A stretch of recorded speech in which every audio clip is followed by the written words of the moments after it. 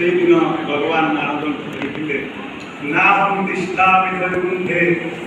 योगिनां हृदयेन च मदभक्ता तत्र गायन्ति तत्र तिष्ठामि नारद।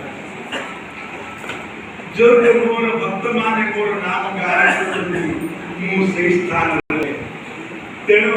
आपण मान दर्शन करबा आज समस्त संत महात्मा अभ्यास माने आपन लोक कारण आपण मानकर जो भक्ति स्नेह प्रेम ये समस्त तेणु ये बदल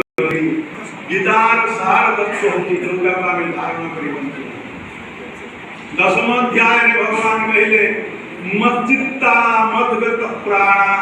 बोधयन्तः परस्परं कथयन्ति समां नित्यं विशन्ति धर्मं मच्चित्ता मद्गत प्राणा ये शब्द कहे ये मोठारे चित्त को अर्पण करिए चित्त को अर्पण कले परिवार के कष्ट हुए कारण मन भितर आमर मन चित्त कविता चित्त के अंतःकरण होगा संसार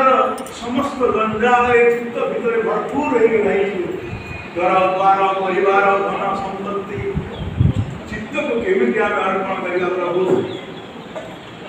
तेणु ता पाखरे कहले मदगत प्राण